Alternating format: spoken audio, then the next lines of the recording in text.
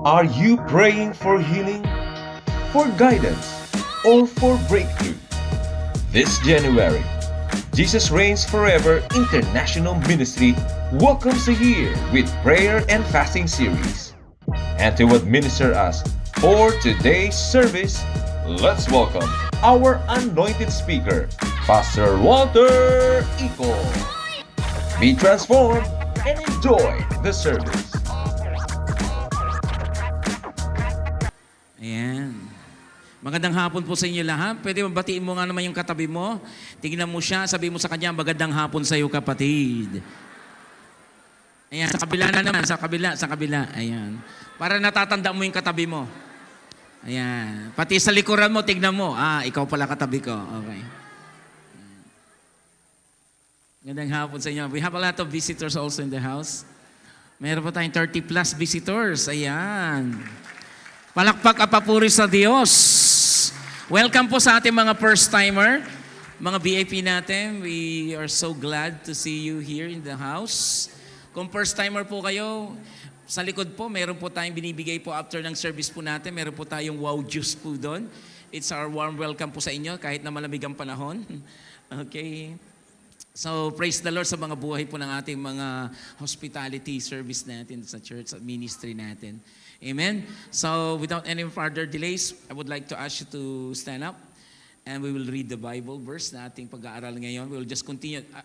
This is the last series po natin.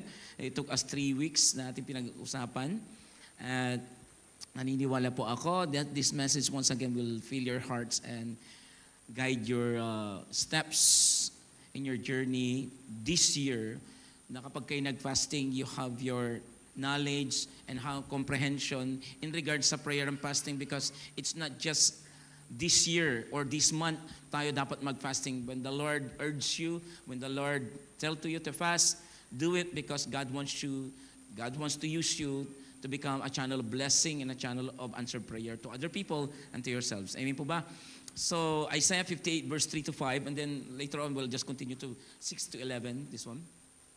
So, Isaiah 58 verse 3 to 5. Lagyan natin ang ating verse. Isaiah 58 verse 3 to 5. Andiyan ba? Ayan. Basahin natin. 1, 2, 3, go. We have fast before you, they say. Why aren't you impressed? We have been very hard on ourselves, and you don't even notice it. I will tell you why. I respond. It's because you are fasting to please yourselves. Even while you fast, you keep oppressing your workers. Verse 4. What good is fasting when you keep on fighting and quarreling? This kind of fasting will never get anywhere with me. You humble yourself by doing through the motions of penance, bowing your heads like reeds bending in the wind. You dress in a burlap and cover yourself with ashes. Is this what you call fasting? Do you really think this will please the Lord? Lord Heavenly Father, we thank you, O God, for these beautiful verses, O God. The true fasting that is written in Isaiah 58, O God. In this last series, O God, we know, O God, there's a lot more, O God, to learn. But I pray, O God, that speak to us not only congregationally but personally, how we could fast, O God, that pleases you and honors you, O God. And through these verses, O God, use only your servant to deliver your message, O God. And may the comprehension, knowledge, and power, O God, be upon your servants, O God, as we tackle this message, O God. Bless our hearts, O God, as we humble ourselves, O God, into your throne. And may the four corners of this building, O God, once again, cover it by the blood of Jesus and protect us from any works of the enemy, O God. Once again, no name, no glory, no agenda will be lifted high in this place. Only the name of our Lord Jesus Christ will be lifted up. Thank you, Lord. We honor you. To God be the glory. In Jesus' name, this we pray. Amen. You may be seated. God bless you. This is the last chapter ng ating pinag-uusapan. It's our prayer and fasting. Naniniwala ako, marami na sa inyo po dito ang nakatanggap ng mga panalangin niya. Yung iba sa inyo rito, nag-aabang pa. At yung iba sa inyo rito, even if they don't expect to the Lord, they believe that the Lord will eventually move in their behalf.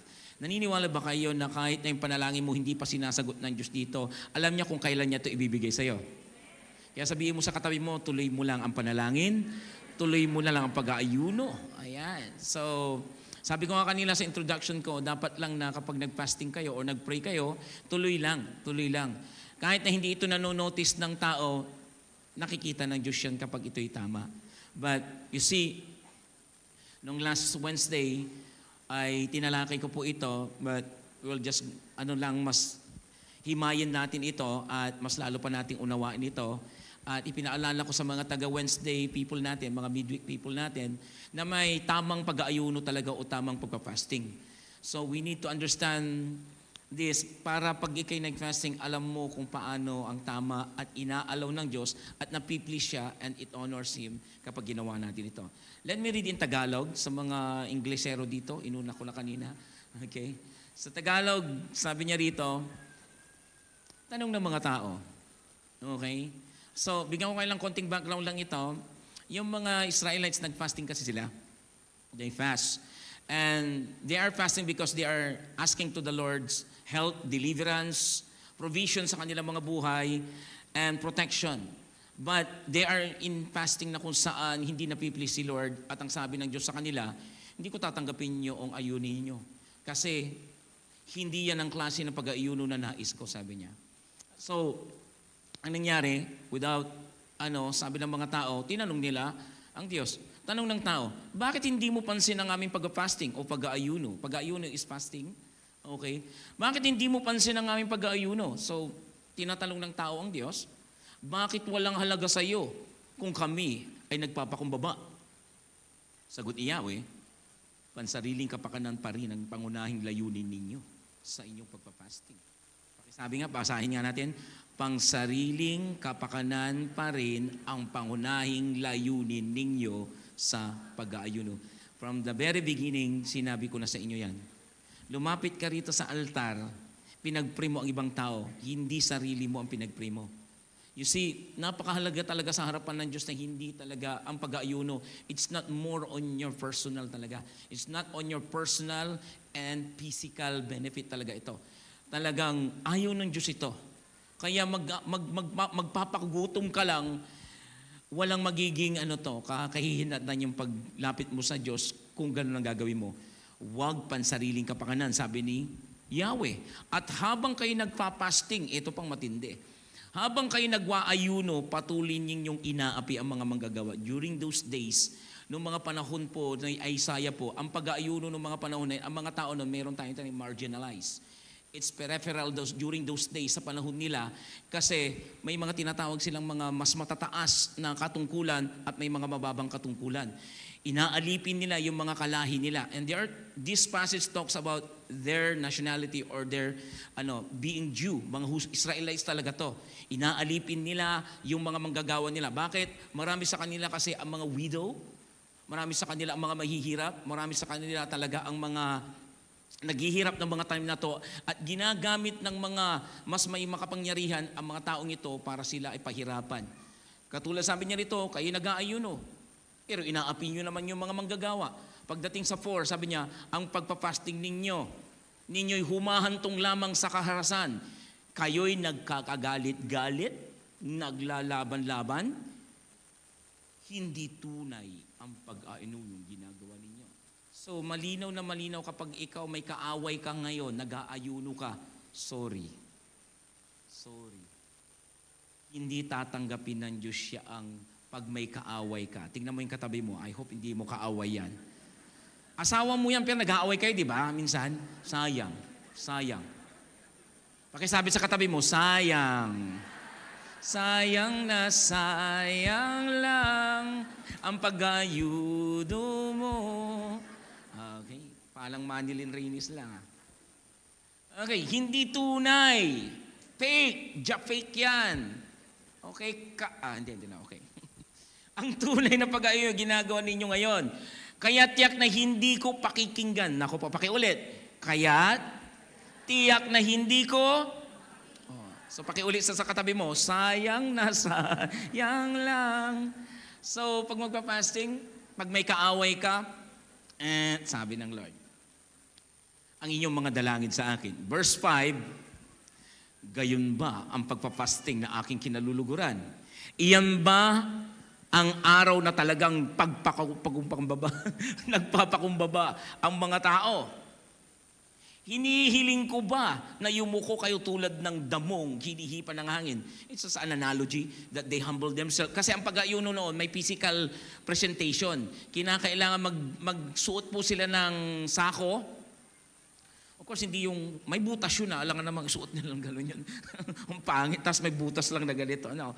Lalagyan nila parang damit yun. And then they will put ashes in their head. And then kinakailangan na nila mag-bow down. It's a symbol po yun ng pagpakumbaba. Kaya ang sabi niya rito, inihiling ko ba na yumuko kayo tulad ng damong hinipan ng hangin?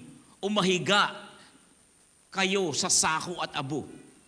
Pag-aayuno na ba ang tawag nyo dyan? Isang araw na nakalulugod kay Yahweh.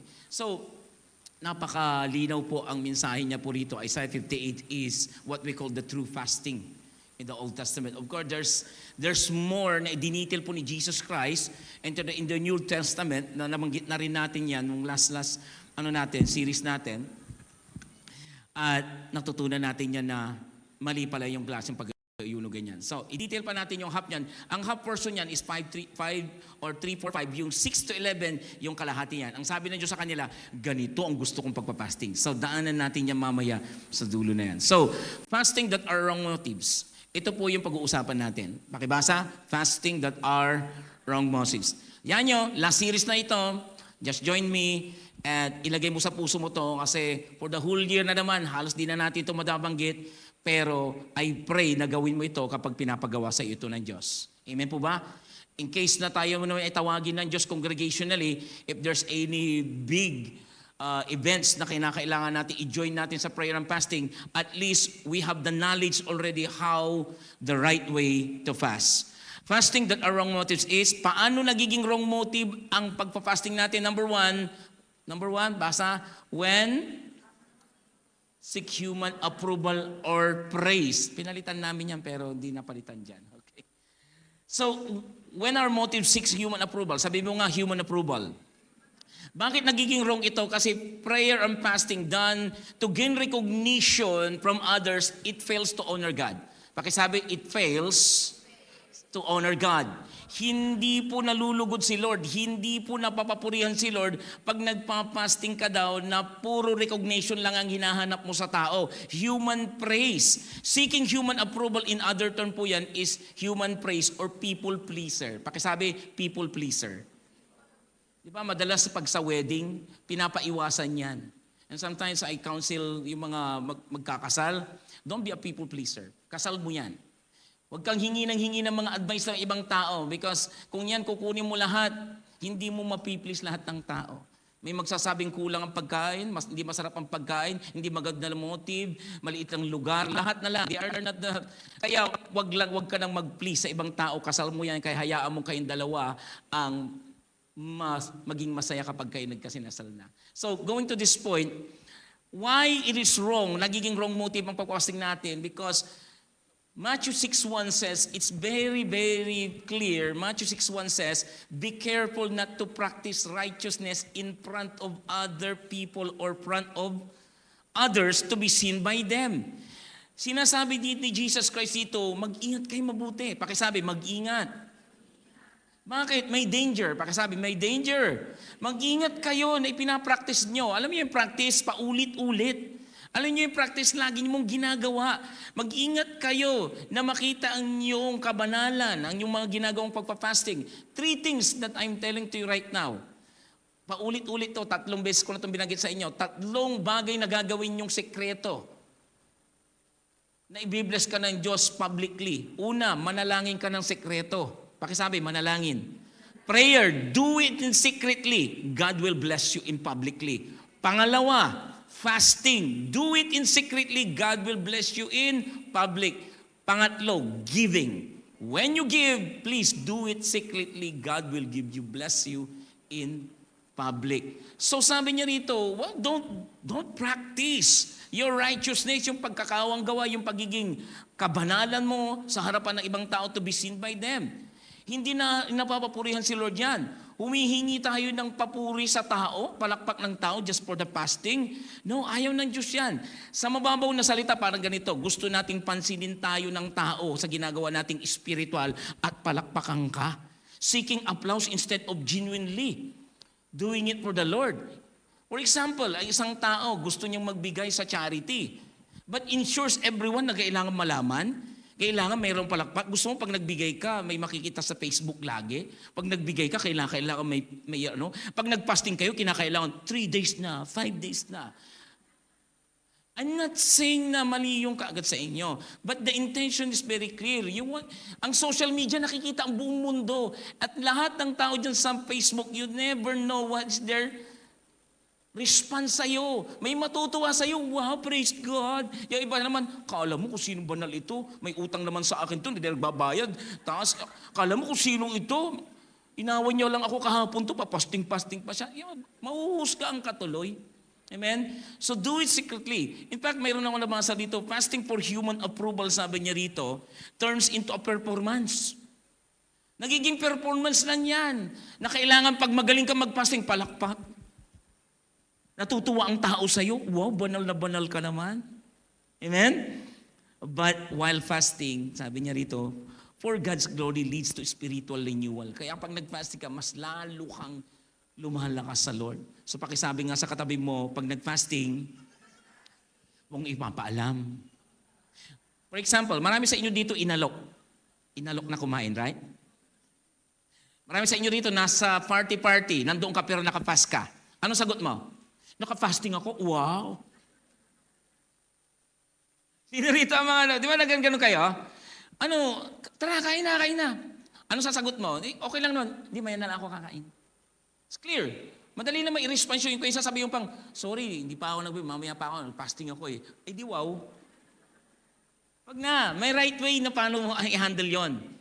At kahapon, galing ako sa isang dedication, dalawa, magkasunod, 9:30 to 1 o'clock. 1 o'clock isa. Dalawang kainan yun eh. Ay, ang sarap ng mga pagkain talaga, pagkapasok mo pa lang.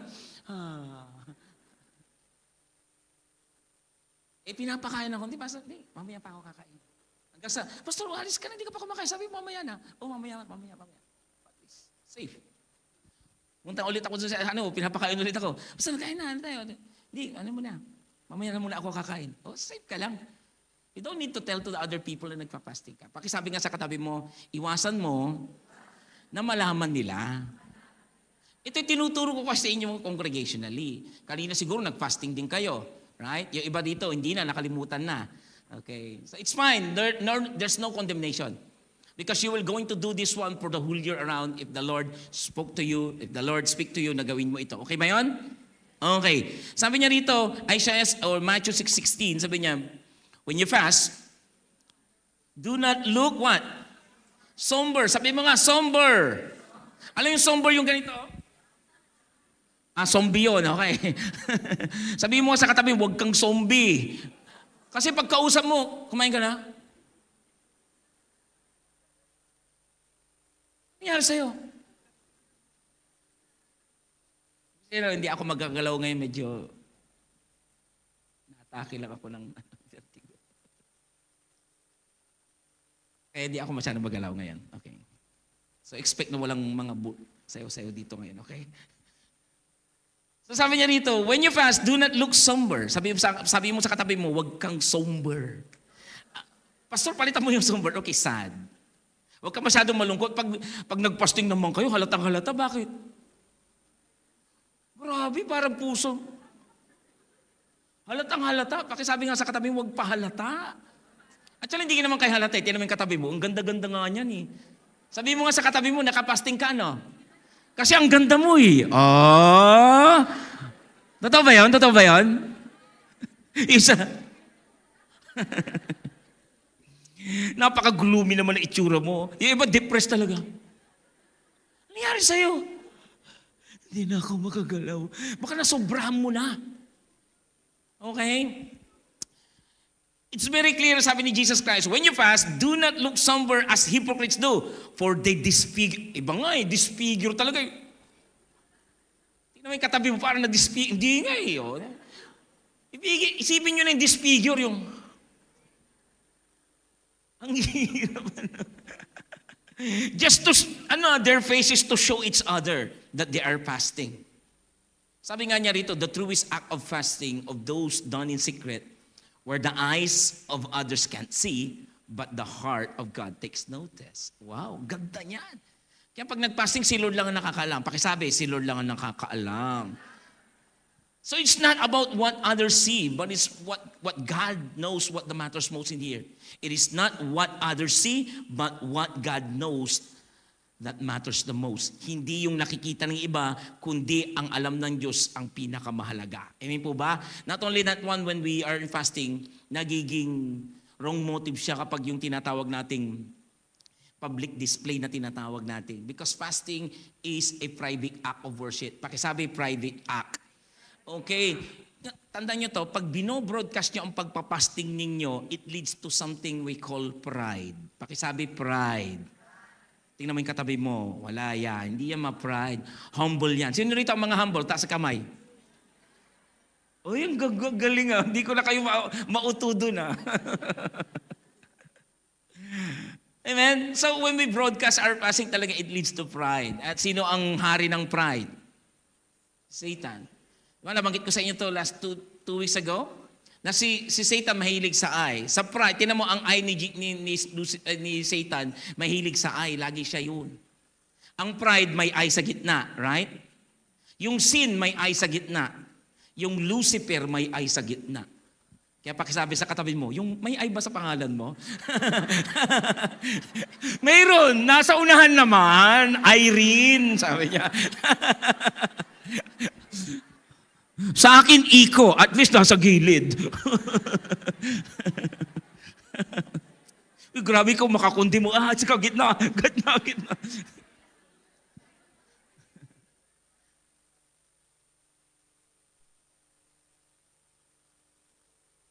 O, tama na. Binibentahan mo na eh.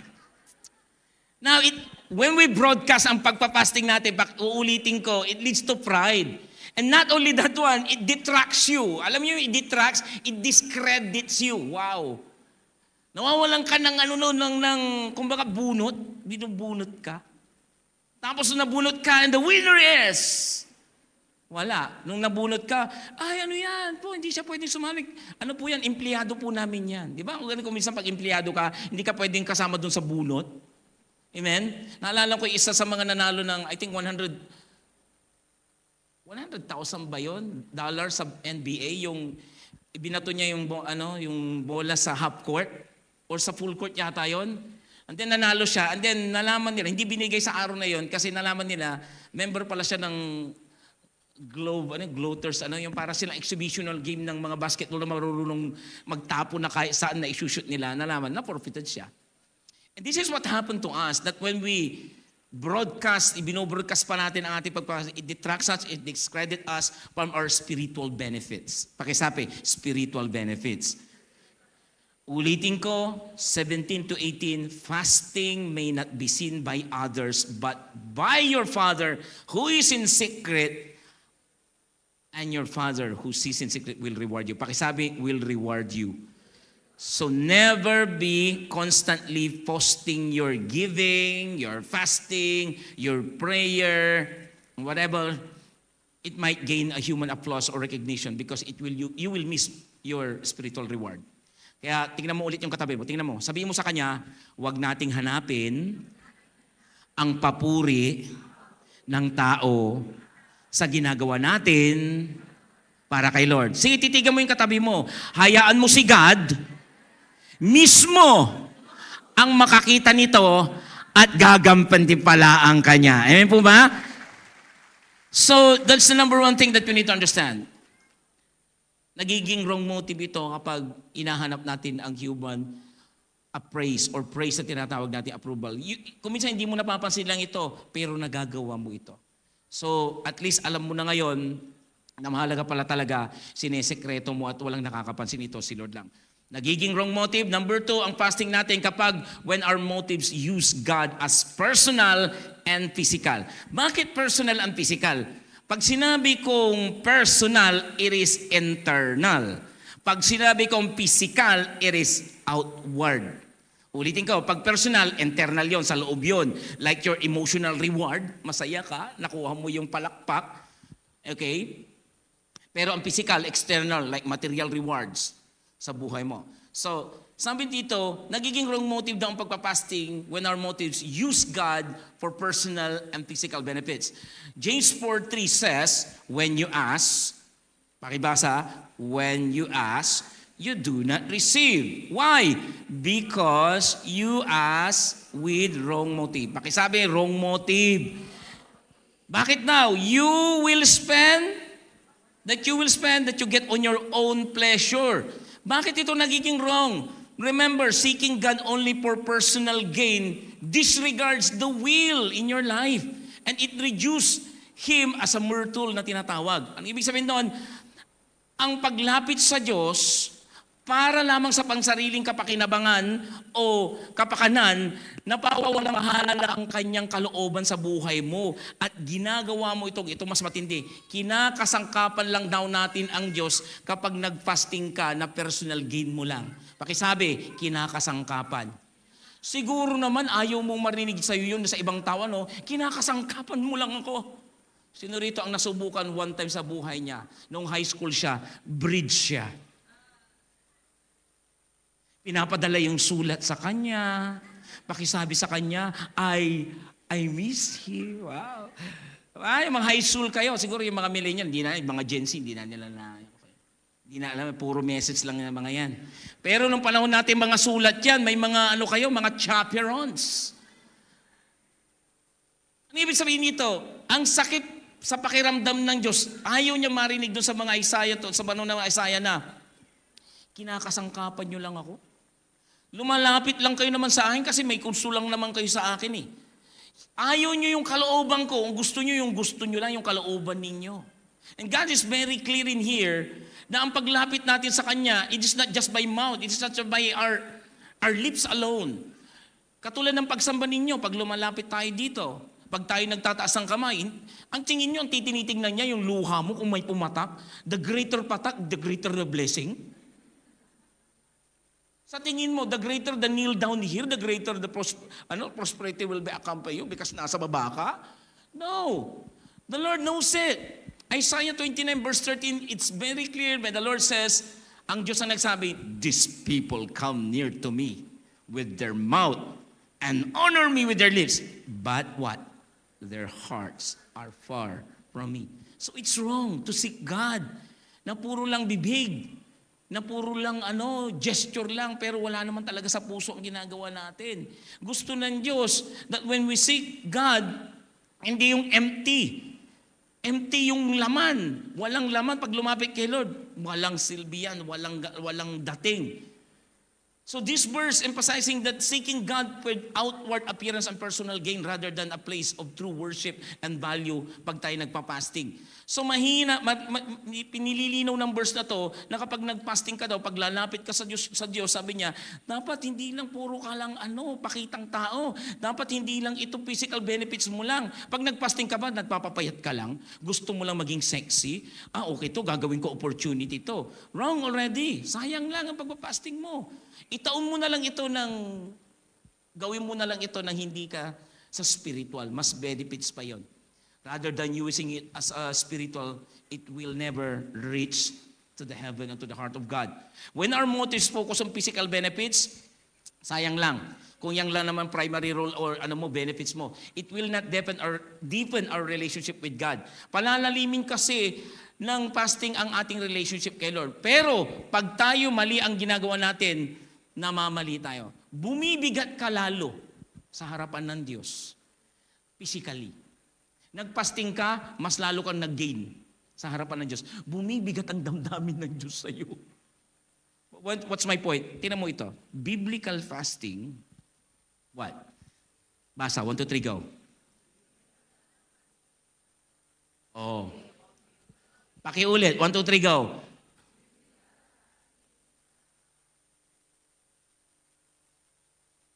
Ngayon, tingnan mo yung katabi mo. Tingnan mo lang sa mata, tama.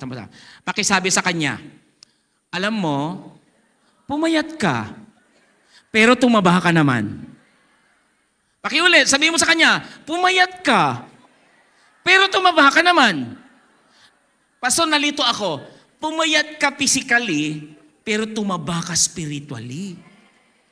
Eh ba? Pakisabi nga sa katabi mo, ang taba-taba mo ngayon Uy, parang sarcastic naman yan. Inalog mo ba naman yung bilbil niya? Uy, ang taba-taba mo. Tapos ang binitaw mo, gumagalaw pa rin talaga. Air continuous talaga.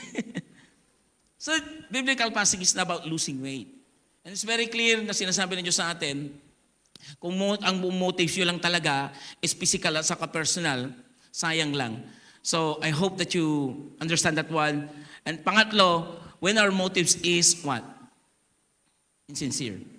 Yan yung sinasabi nating hypocrites. When our motives is hypocritical, insincere, dishonest, self-righteous, two-faced na tinatawag nila, nasasayang ang inyong pag-aayuno, sabi ng Diyos. Why it is wrong? Because hypocrisy or insincere focuses in outward appearance lang while neglecting yung inner mo. Physical ka talaga nakapokus lang pero yung loob hindi tama. Tingnan mo sabi ni Jesus Christ sa mga Pariseo sa Matthew 23. Woe to you! Pag sinabing woe to you, hindi yung wow! Hindi ganon, okay? Iba yon. Ito woe. Talagang yung ano ba yung sa Tagalog ng woe to you, mga hangal kayo. Woe to you, hindi yung wow. Woe to you, teachers of the law and the Pharisee. You hypocrites, mga mapagpanggap. You clean the outside of the cup and dish, but the inside they are full of greed and self-indulgence. Nakakita naman na kayo siguro ng nicho, ano? Di ba ang puti-puti pag November 1? Pero loob nung bulok yun, puro buto yun. And this is what Jesus Christ is telling to us. Linis-linis nyo sa harapan. Fasting kayo ng fasting. Church kayo ng church. This is not a condemnation. This is a message of Jesus Christ during those days. Sabi niya sa mga Pariseo, ang puti-puti ng suot nyo. Dala-dala nyo lagi ang Torah. Nagtuturo kayo sa harapan ng tao. But your appearance shows that you are clean. But the inside, you are full of greed and self-indulgence. This is what happened when we fast. Nakala natin, linis natin, pero dun sa loob, there's something deep inside of us, na gustong i-deal ng Diyos, pero ayaw mong palinis kay Lord. Let me illustrate this one. I'm a religious leader. Okay? I'm a pastor. Kung ako nagpipreach ako ng holiness dito sa harapan, but I harbor sin in my inside, it shows a disconnection of my outside to my inner self. Makitang tao ka lang talaga. Isipin mo to. Kaya ang mga born again, lagi tayong pinaparatangay. Born again ka pa naman. Kasi alam nilang malinis ka sa loob hindi sa labas. Alam nila pag alam mong may relationship ka kay Lord, alam nila na sa loob yun ang inuunang inayos ng Diyos sa'yo. Pero kung magpapanggap ka, malinis ka rito sa loob, you are harboring sin, nagtatago ka ng kasalanan. It disconnect your outside to your inner self. Hello? Kaya sabi niya doon sa verse 4, basikan ko yung verse na binasa natin. Verse 4, Isaiah 54 verse 4, 58 verse 4. Basahin niyo. What good is fasting? What good is fasting, sabi ng Diyos? When you keep on fighting and quarreling, kaaway-away naman kayo. Nagpa-fasting kayo, may kaaway ka. Nagpa-fasting kayo, meron kayo mga dito, kasamaan ng loob. Pakisabi nga sa katabi mo, alam mo, yun lang. Bitin, di ba? Okay. This kind of fasting, pakibasa yon, verse, yung last. Pakibasa ng 3 beses. This kind. Sa pa? Last.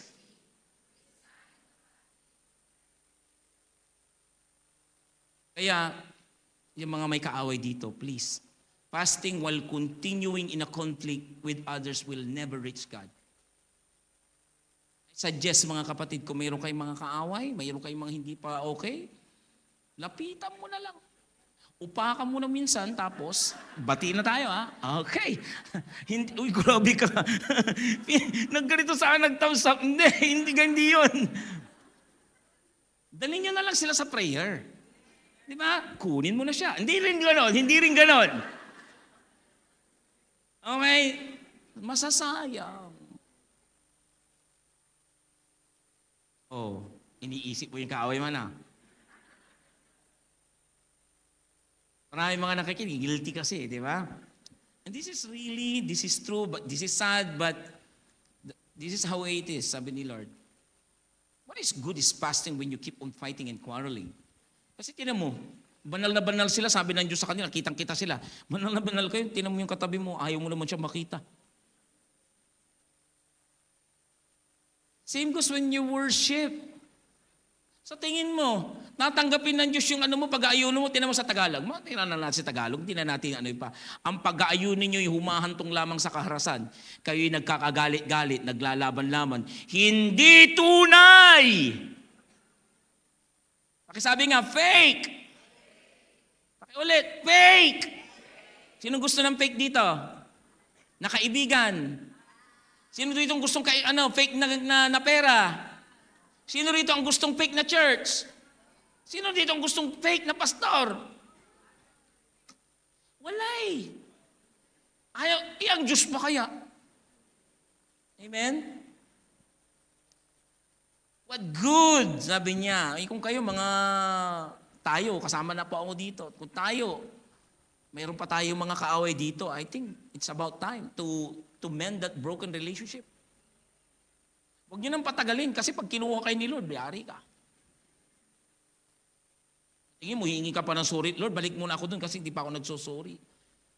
Kung mayroon kayong kagalit sa magulang ninyo, kapatid ninyo, ipatrabaho nyo kay Lord yan kasi sometimes, I understand you. Na kung minsan masakit talagang ginawa sa'yo. Di ko kayang, tinan mo, minsan-minsan lang yan. Pero tinatrabaho ng Diyos yung mga bagay na hindi mo kayang trabahuin. When you surrender to the Lord, yung galit mo sa Diyos, kaya kang tulungan ng Diyos yan. A fast that does not seek to mend broken relationship will never truly reach God. His desire is reconciliation over sacrifice. Sinasayang lang natin ang pagpapasting natin because fasting without reconciliation with others only creates barrier between you and God. So, seek peace in your friends or sino man mga taong kakilala nyo. Kaya ulitin ko, tingnan mo yung katabi mo ngayon, kung ako sa'yo, sige, tingnan mo yung katabi mo ulit, kung ako sa'yo, iiwasan ko makipag-away. Iiwasan ko ang papadala sa emosyon ko, lalo na nakapasting ka. Po ba? Diyan sa kabila, tingnan mo yung kabila, sabihin mo sa kanya, sorry na. Patawarin mo na ako. Sige ka. Hindi aabot yung fasting at prayer mo kay Lord. Amen po ba? Palapakan nga natin si Lord. Basic, pero it gets you where what God wants you to arrive. Matthew 5:23-44 says, therefore, if you are offering your gift at the altar, there, remember that your brother and your sister has something against you. Leave your gift in the front of the altar. Huwag mo iuwi, sabi niya. Yung iba, inuuwi na kaagad yung gift eh. Tapos babalik. Makakalimutan mo, sabi ni Lord, iwan mo na lang. Sabi niya, go first go and reconcile to them, then come and offer your gift. So malinaw na malinaw dito. Imagine, nagpe-prayer and fasting ka for your personal benefits lang. Sayang. Then, you are refusing to resolve a dispute or an argument or harboring bitterness in your heart. Sayang, may galit ka sa asawa mo, may galit ka sa kapatid mo, nag-fasting ka, nag-join ka rito. Sabi ni Lord, anak, narinig mo naman si pastor. Ba't hanggang ngayon ayaw mo pa rin magpatawad? Ayaw mo pa rin isuko yung kasalanan na yan at kinukuha ko sa'yo? Masasayang lang yan. So, pakisabi nga sa katabi mo ulit, ang fasting kasama ang pagpapatawad. Okay ba yan? Pinatawad ka ni Lord, so patawarin mo na rin siya. Huwag lang kayo magkikita, riba? Hindi yun. Pinatawad ko naman na siya, pastor. Huwag lang kayo magkikita. Pastor, paano ba talaga ang magpatawad? when we talk about forgiveness, the most important and the most accurate way to do it is to link it how God forgives us. Naunawaan niyo yun? Ako nga hindi eh. Ang pinaka-the best na pagpapatawad, gayahin mo ang pagpapatawad ni Lord sa buhay mo. Paano? When He forgives, He forgets. Pakisabi, when God forgives, He forgets. Dalhin niyo ang aking mga, nakalimutan ko yung verse na yan. Dalhin niyo ang inyong mga kasalanan sa akin, at kayo ay patatawarin ko, at kakalimutan ko ang inyong mga kasalanan. Pero tayo iba eh. Sige, pinapatawad kita, huwag ka lang magpapakita. Sige, pinapatawad kita, pero last na to please lang. Pinapatawad na kita, pero putol na ang ating pagkakaibigan. Pinapatawad na kita, asawa, pero maghanap ka na ng iba. Is that the way how God forgives? Okay, sabi sa katabi mo, when God forgives, He forgets. So, ganun din ang gawin natin. Palapakan nga natin si Lord. Yung iba hindi ba kapalakpak, talaga ayaw pa rin. Okay, malapit na tayo magtapos kasi really, kailangan ko na matapos. Okay. How to align our right motives with God's in fasting. So, paano natin i-align? Ito yung kalahati. Ito yung gusto ni Lord eh. Verse 6, Isaiah 56 or 58 verse 6. Tagalog para hindi na natin itagalog English. Ganito ang pagpa-fasting na gusto ko din gawin ninyo. Okay? Malinaw. Palayaan ninyo ang mga di makatarunang pinabilanggo. Kalagan ninyo ang mga o ang tanikala ng iyong mga alipin.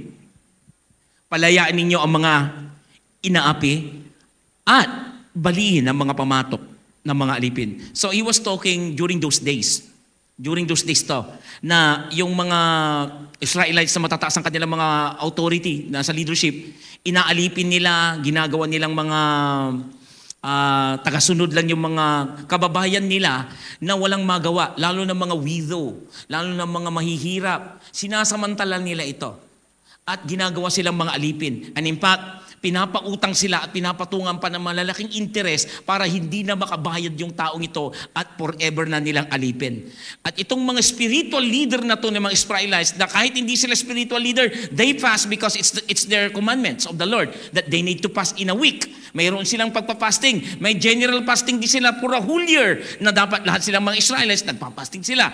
So sabi ng Diyos sa kanila, ganito ang gusto kong gawin ninyo. Patawarin. Palayain sila. At sabi niya sa verse 7, ang mga nagugutom, anong gagawin daw? Inyong pakainin. Ang mga walang tirahan, inyong patuluyin. Ang mga walang maisuot ay bigyan nyo ng mga damit. At ang mga nangangailangan na mga kamag-anak ay huwag kayong magkakait.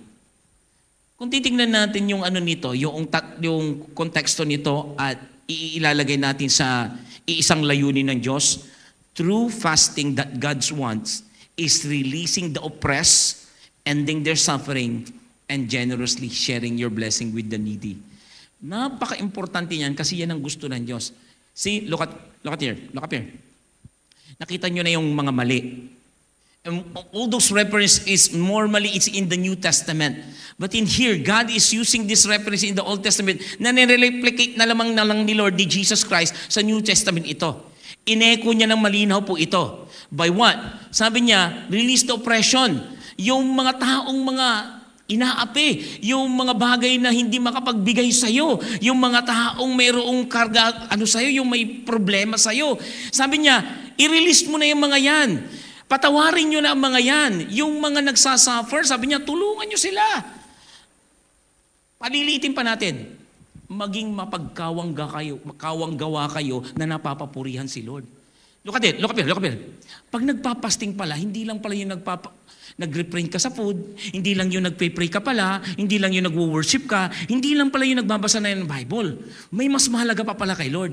Na habang nag-aayuno ka pala, kailangan mo palang tumulong din sa kapwa mo.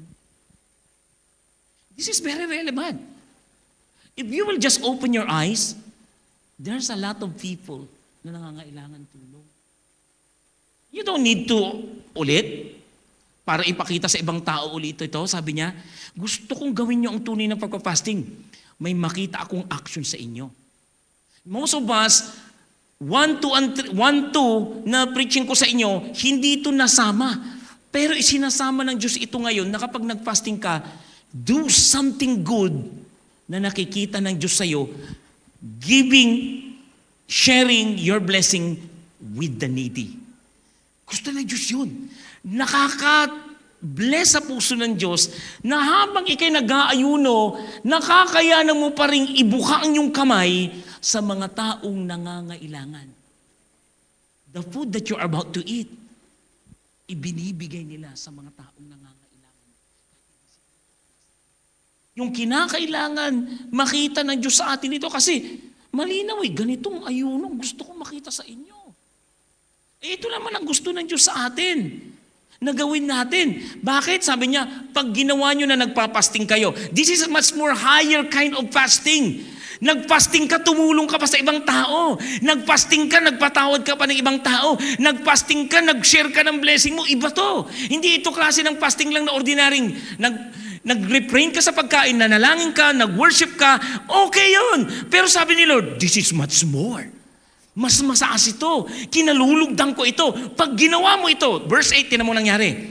Kung magkagayon, sisikat ang liwanag sa'yo. Ibibless ka ng Diyos dito At matutulad kayo sa bukang liwayway, hindi magtatagal at manunumbalik ang iyong kalusugan. Kung ikaw may sakit ka, ipapagalingin ka ng Lord. At ang sabi niya nito, mahayag sa inyong unahan ang mabubuti niyong gawa. Kitang-kita ang pagpapasting mo. Sabi ng Diyos, yung mabubuti mong gawa, makikita ng Diyos. At sa iyong hulihan, papatnubayan kayo ng kaluwalhatian ng Diyos. Anong pinapaliwanag nito? Ito yung sinamahan sila sa disyerto ng 40 years ng clouds ng Diyos in front, the cloud pillars of God. May pagsama ang Diyos, may provision, may protection, may provision, may protection, may provision, may protection. Ganyan ang nangyayari pag may fasting na may pagbibigay, mayroong pagtulong sa kapwa. Pakisabi, pagtulong sa kapwa. Ibang level to na fasting. Nagfast ka para tumulong ka ng tao. Yung kakainin mo ng almusal, binaon mo, ibinigay mo sa kamanggagawa mo sa office. Then suddenly, sasabihin niya sa'yo, bakit to? Ay, sa'yo, pagkain mo yan. Thank you, nang kumakain. Ba't ikaw hindi ka kumakain? Mamaya na ako kakain. Kung ano yung tira mo. Hindi, walang ganun. Kung ano yung tira mo, walang ganun. Mawiwin mo puso nun. Kung magkaganon, verse 9, tinan mo sa 9. Sa araw na iyon, pag nag-pray ka, nag-fasting ka, na ganito ginagawa mo, pakisabi, diringgin ako ni Yahweh sa aking panalangin. Pakiulit, diringgin ako ni Yahweh sa aking panalangin. Pakisabi, for the last time, diringgin ako ni Yahweh sa aking panalangin. Sino rito gustong dinggin siya ng Diyos sa kanyang mga panalangin? Hallelujah. That's what you fast for, di ba? Gusto ko, Lord, dinggin mga panalangin, ba't ako nag-aayuno? Sabi ni Lord, ganito gawin mo. Sabi nga, level up. Ibang klase, bukas magbabaong ka.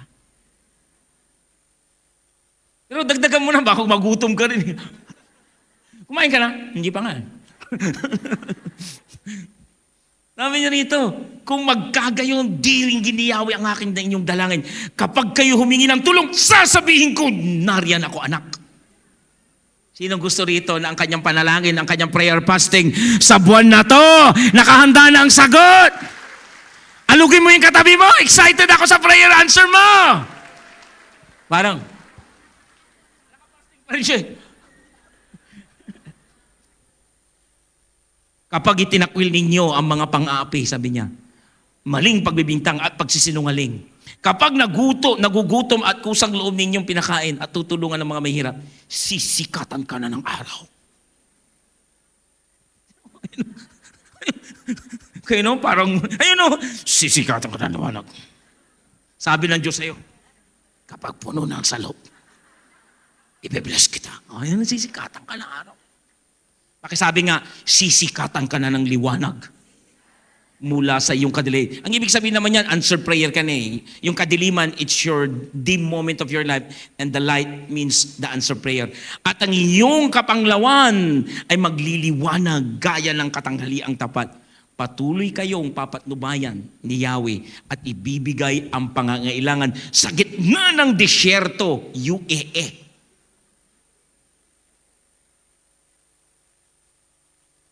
At palalakisin niya muli ang inyong mga buto at magiging tulad kayo ng isang hardin. Amen? Sa pagtatapos ko kapatid, na binubuksan, sabi niya, na binubukalan na masaganang tubig at batis na hindi natutuyo. Maiksi lang po ito kasi this is the last part na lang po talaga. So, gagawin niyo po ito. Hindi lang po sa panahon na ito, kundi kapag kayo tinawag ng Diyos ang pagka-fasting. Now you understand the fasting, and siguro ito yung time na kung saan ito yung pinakamalalim kong nabulay talaga ang prayer and fasting. But there's more of it when the Lord spoke to you. When the Lord speak to you, naniniwala ko may mas lalo pa. So, this morning or this afternoon, I pray na mag-examine ka ngayon. Tingnan mo ngayon yung heart mo ngayon and ask the Lord, Psalms 139 verse 23, search me, O God, and know my heart, and test me, and know my anxious thoughts. Hindi ko alam kung tama yung motibo sa puso mo, pero it's about time na yung pagpapasting mo sa buong taon na to, hindi masasayang, makikita mo ang kasagutan ng Diyos, makikita mo ang kilos ng Diyos sa pamilya mo, sa kaibigan mo, sa company mo, sa finances mo, sa relationship yung mag-asawa.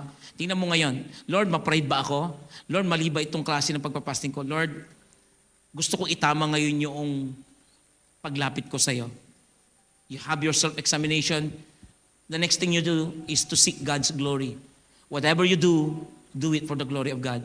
Kung magpapasting kayo, it's not about you. It's not about your fasting. It's all about God that give you His answer. And lastly, practice humility. Sagutin man ng Diyos yung panalangin mo o hindi mo kailangan magtampo. Kasi malay mo, na-delay lang. Malay mo, ipin-represerve pa lang yan, next year pa naman yan. Malay mo, sabi ni Lord, ikaw naman anak, nagtatampo ka kaagad, akala mo di ko sasagutin. Alam ko naman kung kailan ko ibibigay sa ito eh. The best time that we could receive the best answer to the Lord is His best time. Hindi natin alam nyo minsan yon. But we put our trust to the Lord na, Lord, kahit na hindi ko alam kung kailan to darating, nagtitiwala pa rin ako sa iyo na the best pa rin na ibibigay mo sa buhay ko.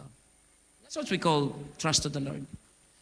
And I pray na itong tanilakay natin sa 3 linggo, lumalim ang relasyon mo sa Lord sa pagpapasting mo. We still have days to come. We are in the 14th day na natin. Hanggang 31 po itong challenge mo lang natin sa fasting natin. So, tuloy mo lang. Wala pa yung answer prayer mo. Malay mo bukas. Malay mo next week, right? Malay mo, February 1 dumating. Nung umiiyak ka ng 31, Lord, bakit hanggang ngayon wala pa yung Mr. Guy ko? Wow, iba kasi yung hinihiling mo kasi. Yeah. Pero uulit-ulitin ko sa inyo to. Pag nag-fasting kayo and you humble yourself to the Lord, most likely you are in a God-centered fasting. Lord, it's not about me, it's not about my prayer, it's about you. Alam ko, hindi mo ako pababayaan, hindi mo ako iiwan during this time of my morning. Amen po ba? Palakpakan po natin ating Diyos. Tumayo po tayo lahat.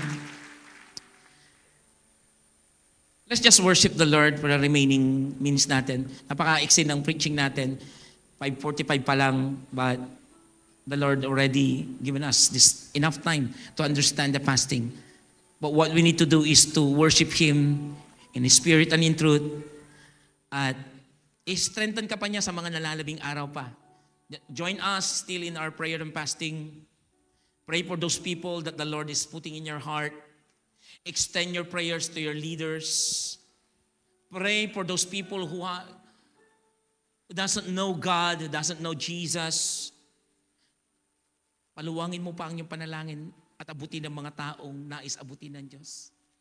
May your prayers tonight become significant in the eyes of the Lord, because what you are praying is the one that He is asking you to do so. Yes, Lord, habang kami nakatayo, habang kami, Panginoon, ay lumalapit, dalangin po namin sa mga nakalipas na araw nung kami po'y nag-ayuno. Lord, tulungan niyo po kami, Panginoon, na ituwid ang mga bagay na mali sa aming pinag-ayuno. Alam namin na ang tamang pag-aayuno ay nakalagay na sa iyong salita. Turuan mo po kami. Kung nagkaroon kami ng fasting, Panginoon, na pinlis namin ng ibang tao, patawarin niyo po kami, O Diyos. Kapag nagkaroon kami ng public display sa aming pagbibigay, panalangin o pag-aayuno, Lord, i-correct mo po ang puso po namin. We don't want to receive a reward, Panginoon, na kung saan hindi naman galing sa iyo, kundi papuri lang ng tao. We want to experience Matthew 6:17 to 18. Fasting may not be seen by others, but by your Father who is in secret. And my Father who is in secret will reward me. I pray na mangyari ito sa buhay po ng mga aking kapatid na nililito. And if there's any personal, physical gain na nilalais po namin, ipagpatawad niyo rin po kami, Panginoon. At ituwid niyo po ang aming focus, Panginoon, na is all the ultimate, O God, purpose of our fasting is to deepen our relationship with you. Knowing that you are a great shepherd to us. You know what's the condition of our soul. You know the condition of our life, our surroundings, our finances, our family, our job, our business. Everything is not hidden to you. All of it, oh God, is publicly in your eyes. So we cast down every burden and we come to you, oh God, with all our hearts, oh God. Lord, forgive us also if we are become hypocritical. Naging insincere kami sa mga nakalipas pa na fasting. Naging dishonest or even two-faced. Panginoon, na klase ng pag-aayuno. Thank you, O God, for reminding us. And if there's inside of us, if there's anything, anyone, O God, na mayroon pa kaming kagalit, because you stressly saying, your fasting will never get anywhere with me kapag may kagalit ka, kapag nakikipag-away ka. So we forgive, Lord. At natutunan namin, Panginoon, na kung paano ka magpatawad, you also forget. We forgive. If there's anyone right now in your heart na hindi mo pa napapatawad, release forgiveness to that person right now. Forget about it and desire to reconcile, because that's the way how God wants you to do, like Jesus' way. Hallelujah. Lord, maraming salamat po. Pinakita mo sa amin that true fasting is to help other people and to bless them, O God. Fasting is not about us, Lord. It's all about you, Jesus. I want you to come back to the real worship that the Lord is looking for. Jesus said, the Father is seeking those worshiping Him in spirit and in truth. You have heard and you have seen His word a while ago. If you will come to me, He said in His word, come to me, not just by your lips. Come to me, not by your mouth, by your heart. These people come to me with their mouth and honor me only with their lips, but their hearts are far from me. Lord, nangyari man ito sa buhay po namin, patawarin mo po kami. And tonight, thank you for rebuking us. Thank you, Lord, for reminding us that it's not about the good voice that we have. It's not about the action that we are bringing to you. It's not about the sacrifice that you give it to you. But it's all about the obedience of our heart. As you sing once again this song, gawin mo itong panalangin sa puso mo.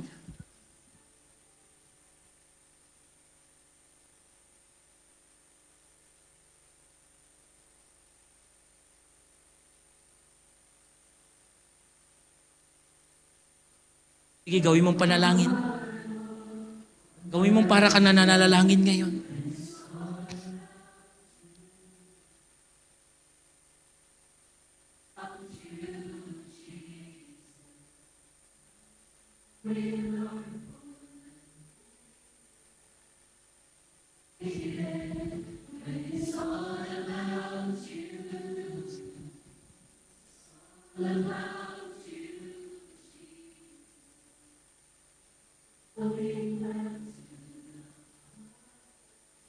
Oh, we worship you, Lord. It's all about you.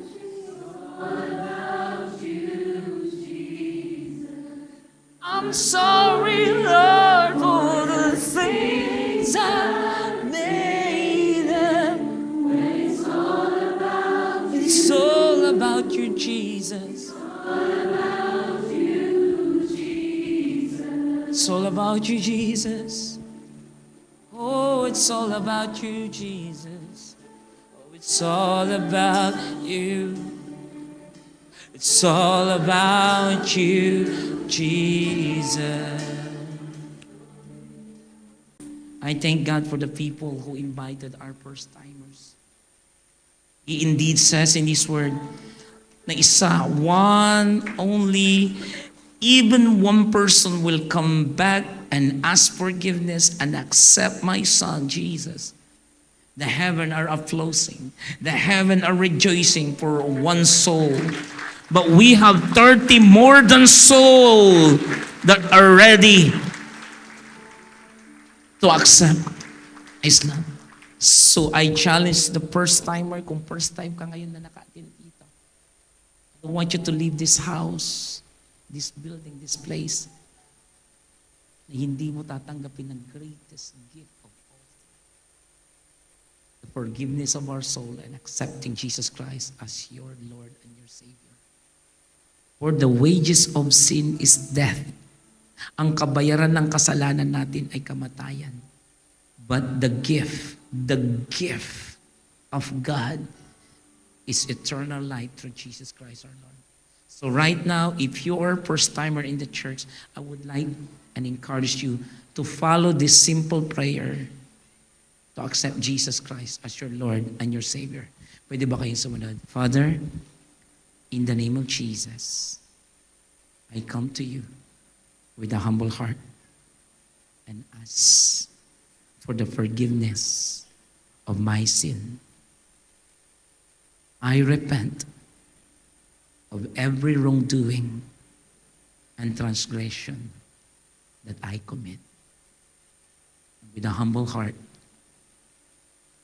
I ask to wash me by the blood of Jesus and cover all my sins. With all my heart, Jesus, my Lord and my Savior, from this moment on. Holy Spirit, have your way. Live in my heart, in my life, now and forever. In Jesus' name. Ako na naman nanalangin. Lord, you have heard the prayer of your people who call upon the name of Jesus. And you promise in your word that those who call upon the name of Jesus will be saved. We claim it for them. We claim it for them that they have this salvation that you have promised for them. Thank you, Jesus, for this beautiful moment. Heaven are rejoicing. So that's why your people in the house rejoicing, praising your name for this beautiful soul that accepted you as their Lord and their Savior. Honor, praises, and glory to our God alone. Thank you, Jesus. And now receive the peace and the strength, the provision, the healing, every God has provided and prepared for you to receive. With your arms wide open, with your heart prepared, with faith and trust. The Lord bless you and keep you.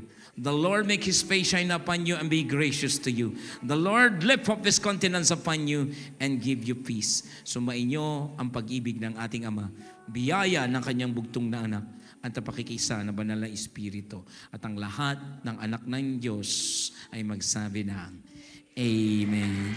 Kung mamay ka ng 3 tao, sabihin mo sa kanya, pinagpala ka ng Diyos, kapatid. God bless you and see you all next week.